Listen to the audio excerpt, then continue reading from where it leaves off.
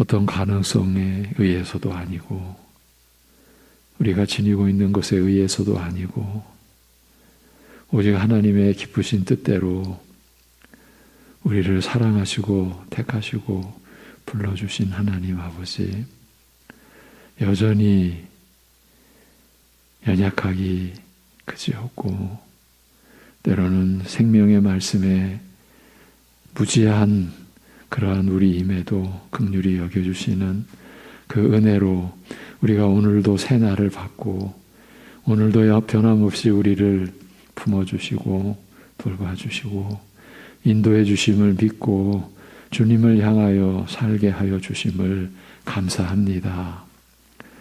우리를 구원하시는 하나님의 지혜와 능력이 되신 십자가에 못 박히신 그리스도를 오늘도 묵상케 하시고 오늘도 잊지 않게 하시고 오직 우리가 그 은혜 안에서 또한 우리 안에서 역사하시는 성령님으로 인하여 우리가 믿음의 삶을 영위할 수 있음을 그리하여 감사하고 하나님께 찬송하는 중심과 그 마음이 우리의 손과 발로 나타나게 하시고 우리의 입의 말로 나타나게 하시고 우리의 마음을 그 찬송하는 우리의 영혼이 주장하고 오직 하나님을 향하는 하루를 살게 인도하여 주시옵소서. 예수님의 이름으로 기도합니다. 아멘. 로마서 6장을 보고 있습니다. 로마서 6장 1절에서 4절입니다.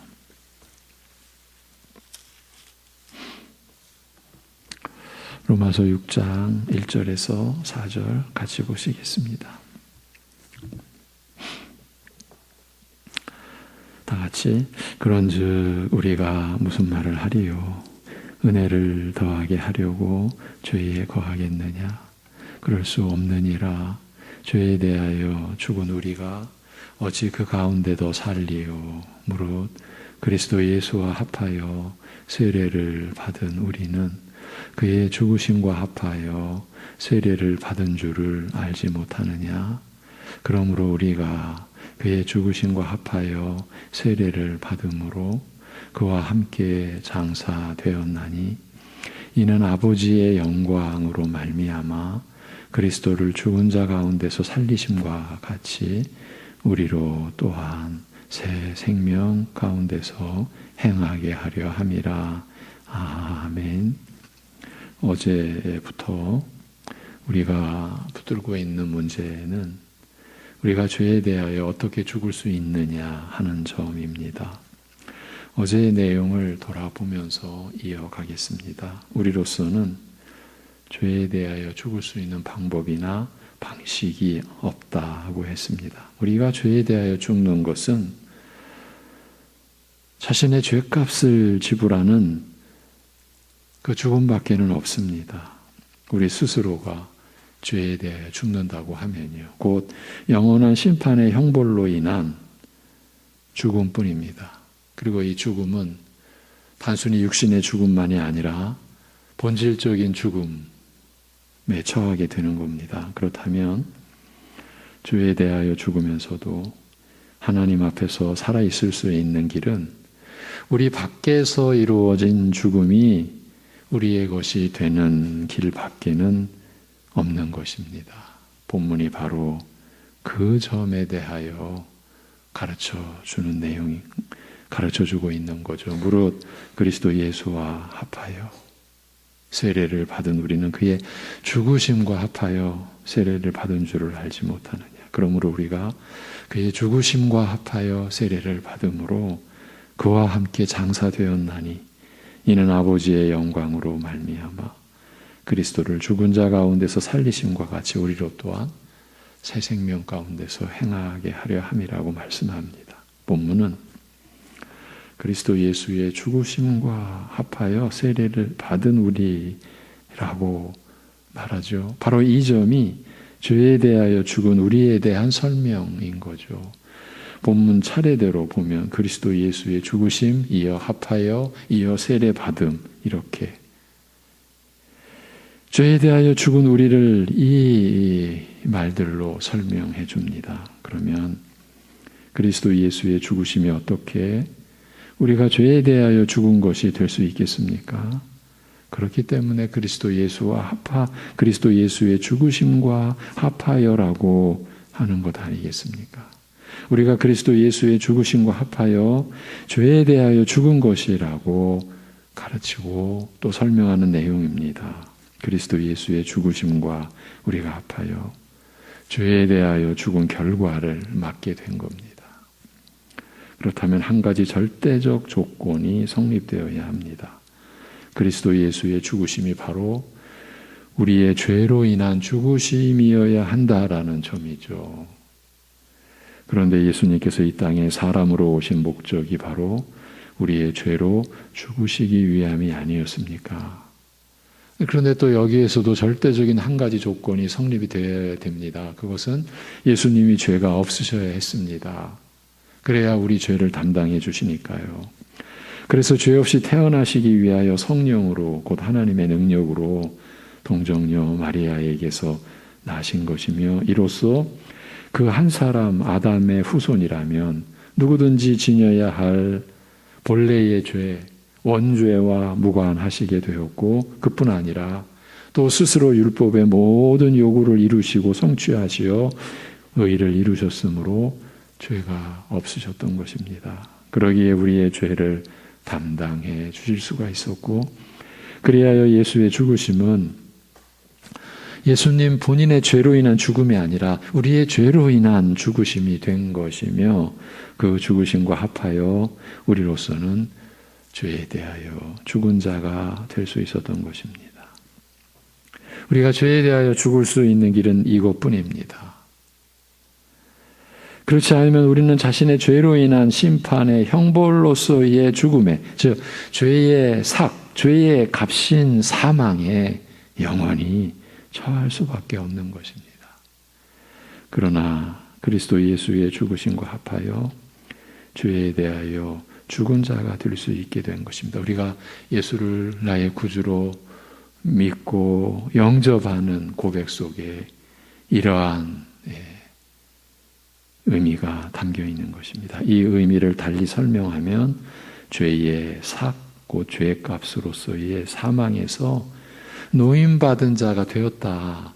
그 사망이 여러분에게 이제 왕노릇 못한다. 그 말이죠.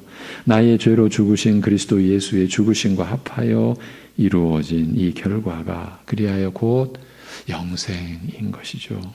그런데 이대로 끝난 것이 아니라 했습니다. 본문은 무릇 그리스도 예수와 합하여 세례를 받은 우리는 그의 죽으심과 합하여 세례를 받은 줄을 알지 못하느냐라고 되어 있지 않습니까? 우리는 그리스도 예수의 죽으심과 합하여 세례를 받았다. 이 점이 강조되어 있습니다. 이미 앞에서 보아온 대로 세례를 받은 내용이 언급되지 않은 상황에서 우리가 어떻게 죄에 대하여 죽을 수 있는지에 대하여 우리가 살피며 크게 무리가 없다라는 것도 우리가 짐작했는데 알았는데 그런데 왜 세례의 개념이 여기서 등장한 것일까요? 이 중차대한 이 대목에서 왜 세례의 개념이 우리에게 주어진 것이냐 하는 거죠. 오늘 이제 바로 이 부분에 대하여 우리가 하나님께 십자가에 못 박히신 그리스도 안에서 그 은혜로 구원받게 된 그 구원의 도리의 어떻게 보면은 핵심. 그리고 이것은 하나님께서 어쩌다가 이리 해도 안 되고 저리 해도 안 되고 그래서 십자가에 못 박히신 그리스도로 구원하신 것이 아니라 우리를 이미 창세 전에 하나님의 성부 성자 성령 하나님의 그 작정에 따라 이루어진 가장 그 본질적인 내용을 오늘 우리가 보게 되는 겁니다. 우리가 왜 세례의 개념이 여기서 등장했어야 했나 이 의문을 풀어갈 수 있는 열쇠는 결국 세례의 개념과 의미에 있는 것이 아니겠습니까? 세례가 뭐지? 먼저 직역을 한번 들어보십시오. 이 3, 4절의 직역입니다. 아니면 그리스도 예수 안으로 세례를 받은 자마다 그의 죽음 안으로 세례받은 줄을 너희가 알지 못하는가. 그러므로 우리는 세례를 통하여 그와 함께 죽음 안으로 묻혔나니 이는 그리스도께서 죽은 자들 가운데서 아버지의 영광을 통하여 일으키심을 받은 것 같이 우리도 생명의 새로움으로 행하려 함이라고 합니다. 그리스도 예수 안으로 세례받았다는 표현이 독특하게 들리죠. 그리스도 예수 안으로. 우리말로는 무릇 그리스도 예수와 합하여 세례받은 우리는 그의 죽으심과 합하여 세례받은 줄을 알지 못하느냐. 그러므로 우리가 그의 죽으심과 합하여 세례받음으로 그와 함께 장사되었다고 되어 있는데 원문은 그리스도 안으로 세례를 받은 자마다 그의 죽음 안으로 세례를 받은 줄 너희가 알지 못하는가. 그러므로 우리는 세례를 통하여 그와 함께 죽음 안으로 묻혔나니 라고 되어 있어요. 이렇게 보면 볼수록 요점은 우리가 세례를 받았다는 사실에 있습니다. 우리가 세례를 받았는데 그리스도 예수와 합하여 세례를 받았다. 다시 말하면 그리스도 예수 안으로 세례를 받았다라는 점이 지금 설명되고 있는 주된 내용입니다. 우리가 세례 받았다라는 것도 물론 본질적인 중대한 내용이지만 그리스도 예수와 합하여 이것이 없으면 우리가 세례 받았다라는 것은 헛된 일, 무의미한 일. 그리스도 예수 안으로 세례를 받았다. 이것이어야만 된다는 거죠. 그리스도 예수 안으로 세례 받았다는 것을 그리스도 예수와 합하여 세례 받았다고 한 우리말 번역은 적절한 표현이지 않나 싶습니다. 결국은 그리스도와 우리 믿는 자들의 연합을 의미하는 것인데 이것을 위해서 로마서 5장에서 한 사람 또 그 한 사람과의 우리 인류의 연합을 바울 사도가 설명했던 것 아니겠습니까? 그런데 이 원문은 더 적극적으로 그 연합이 우리가 그리스도 예수 안으로 들어가는 것을 강조했다고 볼 수 있습니다. 그런데 역사적 사실을 근거로 했을 때는요, 우리가 그리스도 안으로 들어가는 것이 아니라 예수 그리스도께서 먼저 우리 안으로 들어오신 것, 이 점을 볼 수 있어요. 바로 이 점입니다. 그리스도 예수와 합하여라고 우리말로 번역된 이 내용이 참 독특하게도 그리스도 안으로 세례받았다. 우리가 그리스도 안으로 들어갔다 이 말이죠. 죽음도 죽음 안으로 그리스도와 함께 죽음 안으로. 그런데 사실은 예수 그리스도께서 우리 안으로 우리의 죽음 안으로 먼저 들어오신 거예요. 그러니까 우리 안으로 먼저 들어오신 예수 그리스도의 세례를 근거로 해서 우리 믿는 자들이 그리스도 예수 안으로 세례를 받는 곳, 그리스도 예수와 합하여 세례를 받는 역사가 일어나게 된 것입니다. 바로 이 점을 복음서의 기록을 통해서 확인할 수 있습니다. 마태복음 3장, 마가복음 1장, 누가복음 3장, 요한복음 1장. 4복음서가 전부 다 이 기록을 바탕으로 복음서가 기록이 되는 거예요. 그리고 사도행전도 바로 이 세례에 관한 내용으로 시작이 되는 거예요. 하나님 나라의 역사, 교회의 역사가 바로 이 세례의 본질 위에서 예수님이 우리 안으로 들어오신, 우리의 죽음 안으로 들어오신, 그래서 우리도 그 예수 그리스도 안으로 세례를 받는, 그리스도 예수와 합하여 세례를 받는 이 은혜의 역사로 우리가 구원받았습니다. 하나님 나라에 속했습니다. 이 땅에 하나님 나라로 교회가 세워지고, 그래서 교회가 이 땅에 존재하는 이유가 하나님의 나라를 전파하며 주 예수 그리스도에 관한 모든 것을 담대하게 거침없이 거리낌 없이 전하는 그러한 존재 이유로 이 교회가 세워지는 그 본질, 바로 세례의 은혜에 있었던 거죠. 광야에서 하나님에 의해 준비되던 세례 요한이 오랜 기다림 끝에 이스라엘 앞에 나타나 죄사함을 얻게 하는 회개의 세례를 선포했습니다. 사실은 이 역사적인 그 기록이나 그 과정으로 볼 때는 너무 느닷없는 일이었습니다. 세례가 나타난 거예요. 역사 속에.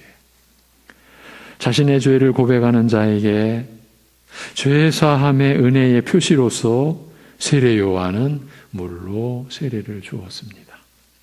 그러나 세례 요한은 그가 메시아인가 라고 묻는 질문에 답하면서, 왜냐하면 이스라엘 전체가 요동을 쳤으니까요.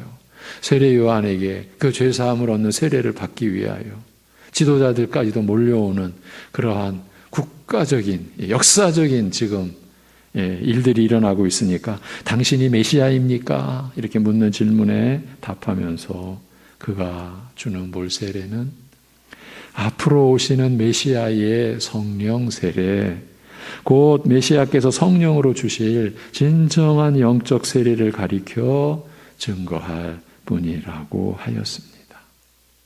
자신은 그 성령 세례를 증거하는 자에 불과하다. 즉 요한이 물로 주는 세례는 그 자체가 죄사함의 은혜를 얻게 하는 무엇이 아니요. 여러분 이 점을 놓치면 안 됩니다. 사람이 생명과 관해서 죽음과 관해서 할 수 있는 일이 없습니다. 속으시면 안 됩니다.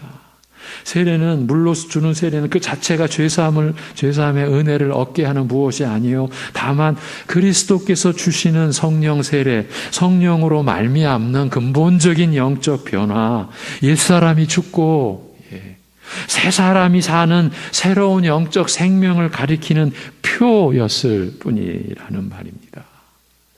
여러분 지금 세례의 근본이 지금 나뉘어졌습니다. 그리스도께서 주시는 성령 세례, 그 성령으로 말미암는 근본적인 영적 변화, 옛사람이 죽고 새 사람이 사는 새로운 영적 생명, 그것을 주는 세례가 그리스도께서 성령으로 베푸시는 그 세례라는 거죠. 그것을 가리키는 표였을 뿐이다. 이렇게 말한 거예요. 성령께서 우리의 죄를 불로써 소멸하듯이 제거하여 정결케 하실 일을 가리키는 것이었다는 말입니다. 그런데 세례 요한이 아직 감옥에 갇히기 전 모든 백성들이 그에게 나와 물로 세례를 받던 때에 예수님께서도 세례를 받으셨어요. 있을 수 없는 일이 이제 일어난 거예요. 예수님께서 기도하시는 동안 하늘이 열리고 성령께서 비둘기 형체로 그 위에 임하셨으며 하늘에서 음성이 있어 가로되 너는 내 사랑하는 아들이요 내가 너를 기뻐하였다라고 하였습니다. 예수님께서 요한에게 세례를 받으신 이 일은 성령의 임하심이나 하늘로부터 난 음성 등에 가리워 지나쳐 버리기 쉽습니다만 사실 자세히 따져 생각하면 매우 이해하기 어려운 이 일입니다. 우선 세례 요한이 베푼 세례는 죄사함을 위한 회개의 세례인 것을 생각한다면 예수님께서 이 세례를 받으셨다는 것은 예수님께서 회개할 필요가 있는 죄인이었고 용서받아야 할 죄가 있었다라는 뜻이 되기 때문입니다. 그러나 성경은 분명히 증거하기를 모든 일에 우리와 한결같이 시험을 받은 자로 돼 죄는 없으시다라고 말씀합니다. 히브리서 4장 15절입니다. 대표적인 구절이죠. 그는 우리와 같은 참사람이시지만 죄가 있어 하나님 앞에 회개하거나 용서받아야 할 분은 결코 아니라는 뜻입니다. 더욱이 예수님은 모든 피조물로부터 찬송과 경배와 섬김을 받으실 참 하나님이셨습니다. 이러한 그리스도께서 죄인이 받아야 할 회개의 세례를 받는다는 것은 상상할 수 없는 일이었습니다. 사람이시나 죄 없으신 분이요 만물의 찬송과 경배를 받으실 하나님이신 분이 죄사함을 위한 회개의 세례를 그것도 죄 많은 인간에게서 받는다는 것은 있을 수 없는 일이라는 사실을 세례 요한 자신이 먼저 의식하였습니다. 물론 그것도 다 하나님의 은혜 안에서죠.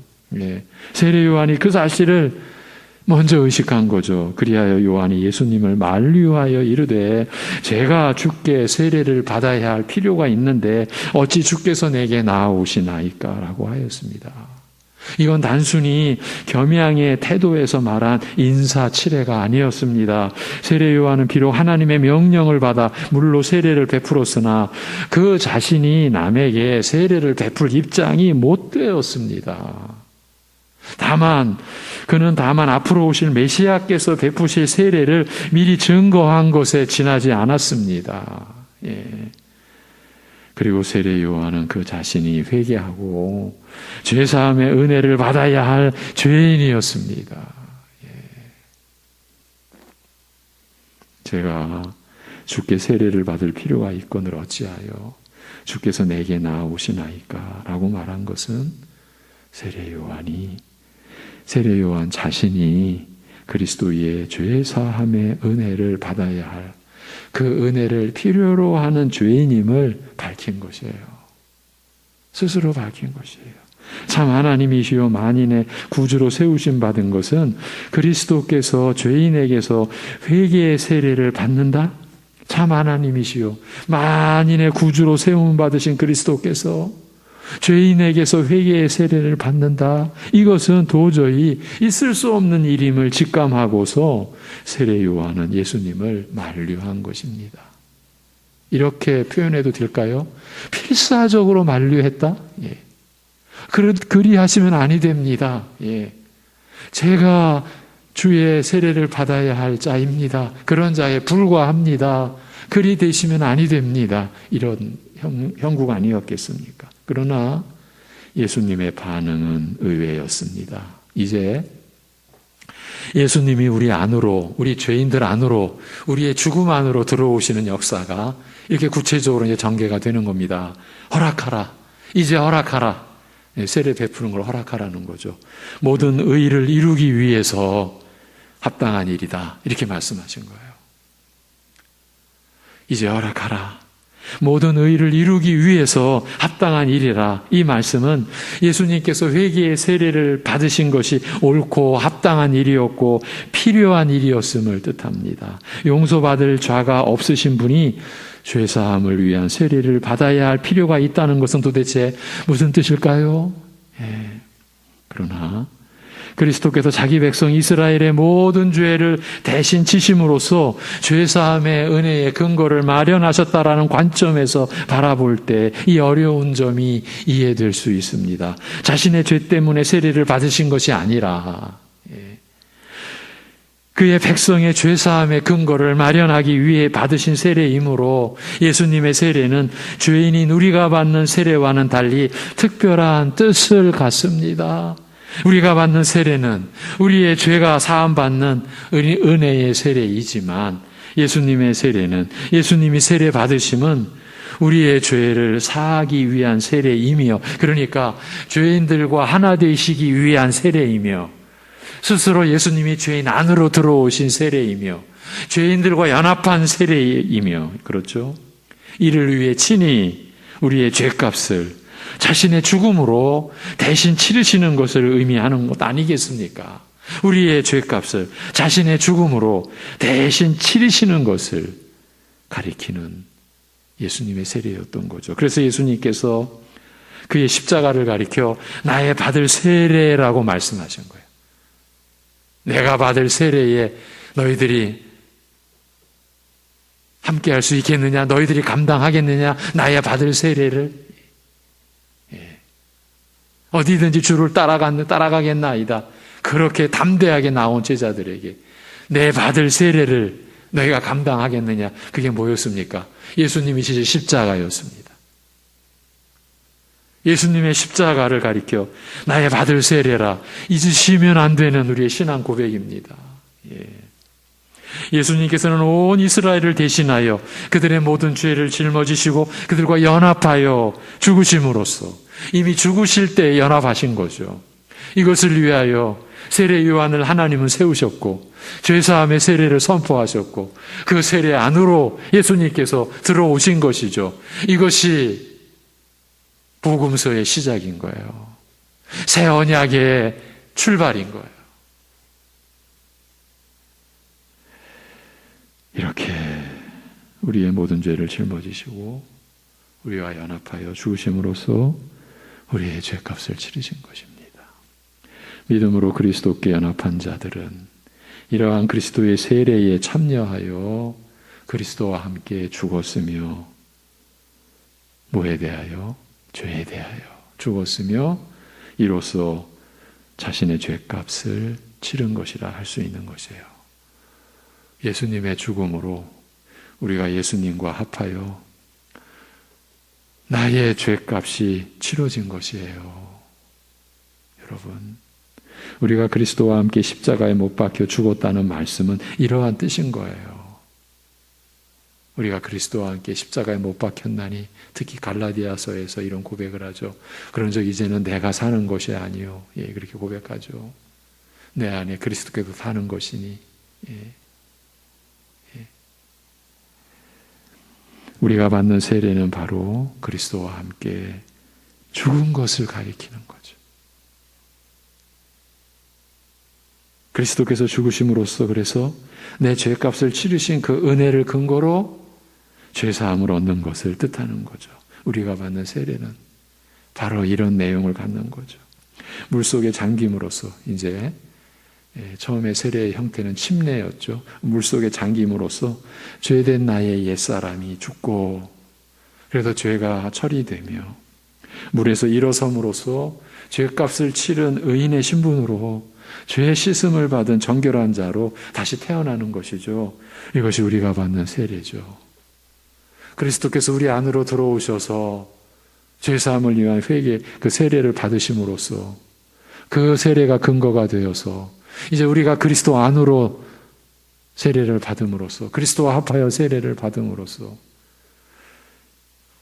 그리스도께서 죽으심으로써 내 죄값을 치르신 그 은혜를 근거로 우리가 죄사함 얻고 죄 용서받고 의롭다 하나님으로부터 칭함을 받고 여러분 그러니 오늘 우리 찬송한 대로 숨질 때까지 찬송하며 하나님 앞에 나아가는 거죠. 여러분 이러한 은혜 안에서 하나님 나라 안에서 교회 안에서 나를 내세울 수가 있겠습니까?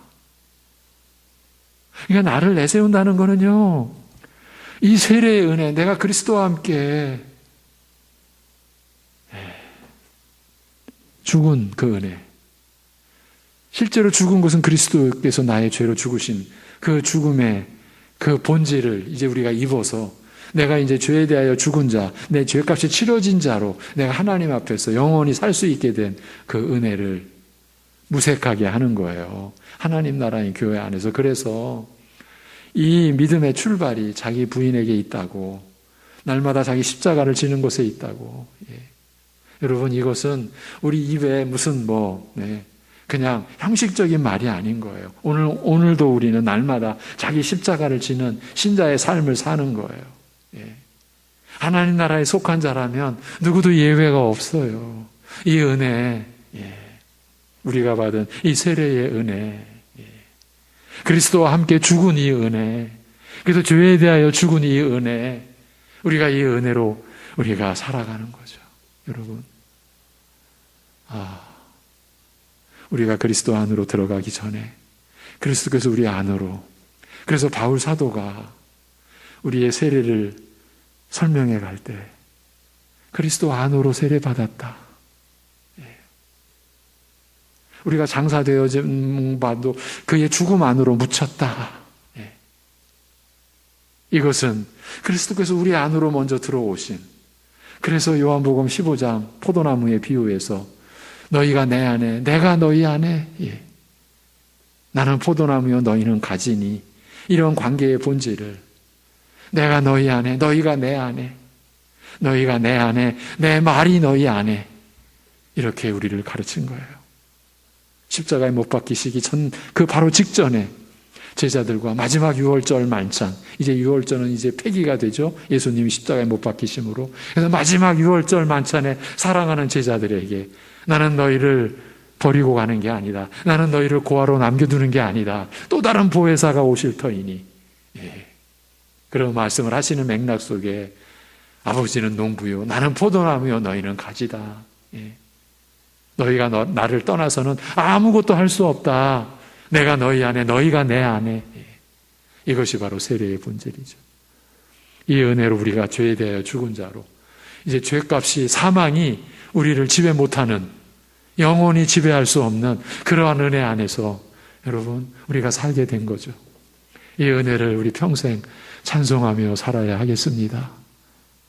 오늘도 이 은혜를 찬송하면서 때로는 우리가 심각한 고뇌와 고통과 아픔 속에도 물론 잠길 때가 있습니다. 그러나 성경은 말합니다. 잠시 잠깐의 근심이요 고난이라고. 그런 가운데서도 이러한 주님을 우리가 즐거워하며 기뻐하는 그러한 새 사람이 우리라, 신자라. 기도하겠습니다. 하나님 아버지, 주님의 몸된 교회 안에 이 은혜의 말씀을 오늘도 내려주시고, 이 은혜에 우리가 어떻게 참여하게 되었는지 또 일러주시고 또 밝혀주시고 또 깨닫게 해주시니 감사합니다.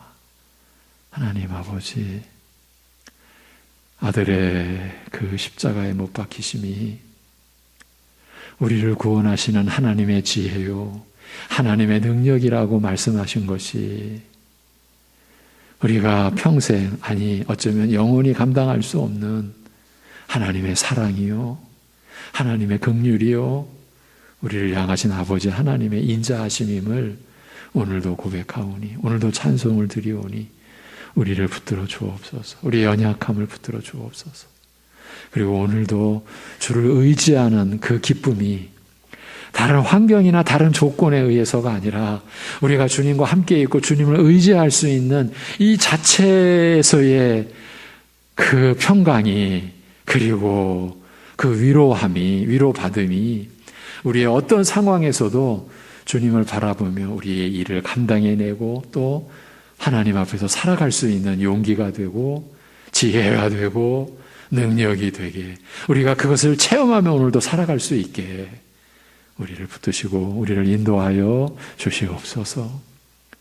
코로나의 근 3년에 걸친 이 고난 속에서 극심한 어려움을 겪은 온 땅의 교회들을 안위하여 주옵시고, 오늘도 주의 말씀으로 성령님의 역사로 교회들이 일어나게 하여 주옵시고, 이 땅에 주님의 교회를 허락하신 이 나라, 우리 민족, 우리 나라를 오늘도 품어주시고 위로하여 주옵시고, 이 고통과 혼란을 잠재워 주옵시고 우리 나라를 다스려 주시옵기를 간절히 기도하며 우리 주 예수 그리스도의 이름으로 기도하옵나이다. 아멘.